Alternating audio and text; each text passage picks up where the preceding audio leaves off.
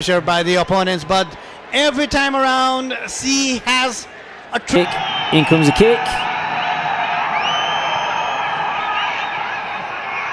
Oh, what a goal! Nepal finally. आज हामी कुरा गर्ने छौं नेपाली राष्ट्रिय महिला फुटबलका मिडफिल्डर प्रीति राईको बारेमा। प्रीति राई अहिलेका नेपाली महिला फुटबलका निकै नै अब्बल र चर्चामा रहेका खेलाडी हुन्। उनका चर्चा र फ्यानहरू देशदेखि विदेशीहरूसम्म रहेका छन्। यही 2025 मा नेपाल र थाइल्याण्ड बीच भएको मैत्रीपूर्ण खेल सकिएपछिको थाइल्याण्डका फ्यानहरूले भेट्न र फोटो तथा अटोग्राफ लिन प्रीति राईलाई यति धेरै घेरेका थिए।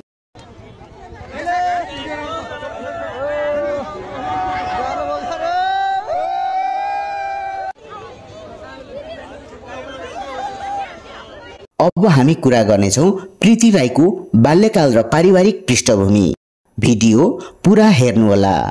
प्रीति राई उनी नेपाली राष्ट्रिय महिला फुटबलका मिडफिल्डर खेलाडी हुन्।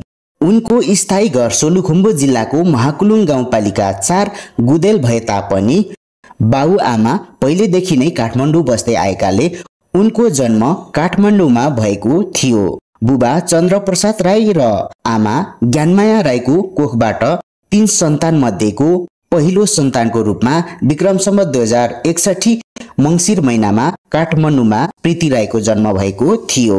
उनका परिवारमा बाबुआमा 2 भाइहरू र उनी गरी जम्मा 5 जनाको परिवार विगतका वर्षहरूदेखि नै काठमाडौँमा बस्दै आइरहेका छन्। उनी सानैदेखि नै खेलप्रति धेरै रुचि राख्ने गर्थिन्, जसले गर्दा सानै छँदा उनलाई बुवा आमाले कराते खेलाडी बनाउन चाहन्थे र केही समय करातेमा प्रशिक्षण पनि लिएका थिइन्। तर समय परिवर्तनसँगै उनले फुटबल खेलमा चासो राख्न थालिन्, जसले गर्दा 5-6 वर्षको सानै उमेरदेखि फुटबल खेल्न थालिन्। उनी आफ्नो फुटबल खेल सुरुवाती जीवन भने दुःख र कष्टकर नै बिताउनु परेको थियो। नेपाली समाजमा महिलालाई कुनै पनि क्षेत्रमा त्यति सजिलो भने थिएन। उनी त अझ फुटबल खेलमा अघि बढ्न चाहन्थिन्। त्यस समय महिला खेलाडीहरू त्यति धेरै पाइँदैन थियो। हुन त अझै पनि महिला खेलाडीहरू पाउन कठिन नै पर्छ, जसले गर्दा उनले ससाना भाइहरू र आफूभन्दा ठूला दाइहरूसँग कहिलेकाहीँ खेलेर यस अवस्थासम्म उनका फुटबल खेल जीवन आइपुगेको बताउँछिन्। दुःखको कुरा त उनी महिला भएकै कारण कहिलेकाहीँ फुटबल खेल जीवनमा दुर्व्यवहार पनि भोग्नु परेको कुरा बताउँछिन्। प्रीति राईको औपचारिक फुटबल खेलको सुरुवाती काश्मीर कापन क्षेत्रको नेपाल युथ प्रोग्राम क्लबसँग 11 वर्षको उमेरमा आबद्ध भएपछि उनले औपचारिक अभ्यास थालेका थिइन्। त्यहाँ अभ्यासमा सहभागी भएपछि उनले बल नियन्त्रण, डिप्लिङ र खेल तनावको सामना गर्न सिकेका थिइन्। विद्यालय शारदा एकाडेमीमा अध्ययन गर्दा उनले उपमेयर कप जस्ता विद्यालय स्तरीय प्रतिस्पर्धामा समेत उत्कृष्ट प्रदर्शन गरेका थिइन्। प्रीति राई उमेर समूह टोलीमा नेतृत्व। उनले छिट्टै अन्डर 15, अन्डर 18 र अन्डर 20 राष्ट्रिय महिला टोलीहरूको कप्तानी गर्ने मौका समेत प्रीति राईले पाएका थिइन्। यस्तो चमत्कारी प्रदर्शन गर्न थालेपछि उनको नाम राष्ट्रिय स्तरमा चर्चा हुन थाले, जसले गर्दा सन् 2019 मा उनले साफ अन्डर 15 महिला च्याम्पियनशिप कप्तानी गर्ने मौका समेत पाइन्। त्यस्तै गरी उनले साफ च्याम्पियनशिप र दक्षिण एसियाली खेलकुदका प्रशिक्षण क्याम्पमा समेत सहभागी हुने मौका पाइन्। सौभाग्यवश उनी प्रारम्भिक चरणमै प्रोग्राममा आउने अवसर पाएका थिइन्। प्रीति राईको विभागीय टोलीमा सहभागी पढाइका केही तहहरू सम्पन्न पछि उनी 2019 मा आर्म पुलिस फोर्स अर्थात् एपीएफ क्लबमा सहभागी भइन्। त्यस क्लबमा सहभागी भएपछि उनी राष्ट्रिय महिला लिग जित्ने टोलीको महत्त्वपूर्ण व्यक्ति बनिन्, जहाँ उनले केही महत्त्वपूर्ण गोलहरू समेत गरेका थिइन्। प्रीति राईको राष्ट्रिय टोलीमा प्रवेश 2021 सेप्टेम्बर 9 दशरथ रङ्गशालामा बङ्गलादेशसँगको मैत्रीपूर्ण खेलमा उनी सबैभन्दा सानी 16 वर्षकी उमेरमै राष्ट्रिय टोलीमा डेब्यु गर्ने एकमात्र खेलाडी थिइन्। उक्त बङ्गलादेशसँगको मैत्रीपूर्ण खेलमा 22औं मिनेटमा उनले गोल गरेका थिइन्, जुन गोल प्रीति राईका लागि पहिलो अन्तर्राष्ट्रिय गोल रहेको थियो।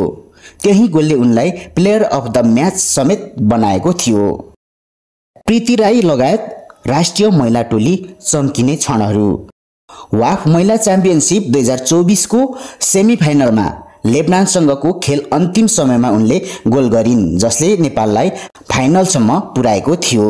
वाफ महिला च्याम्पियनसिप फाइनल मात्र होइन, त्यस खेल नेपाली महिला फुटबलको इतिहास जगतलाई नै उच्च बनाएका थिए। सोही खेलमा उनले पेनाल्टी मार्फत गोल गर्दै अन्तिम समयमा 2-1 ले जित निकाल्न सफल भएका थिए। साफ महिला च्याम्पियनसिप 2024 को समूह चरणमा मालदिप्स विरुद्ध 11-0 को गोल गरेका थिए भने प्रीति राईले ह्याट्रिक गरेकी थिइन्।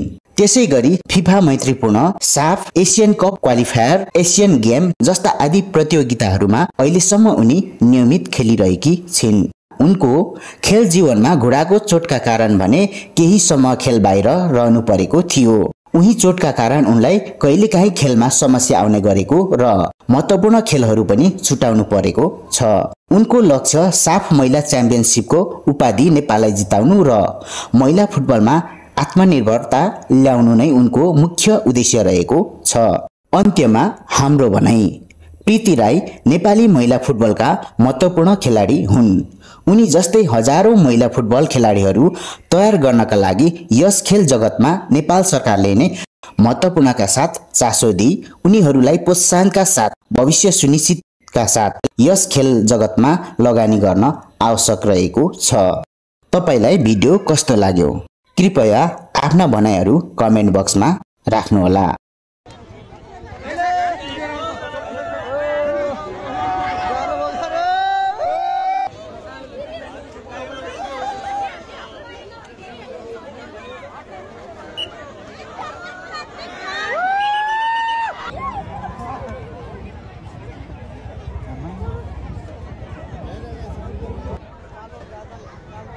यही बार ल्याउनु, यहीबाट प्रीति हो कि प्रीति यहीबाट हो। Hello hello.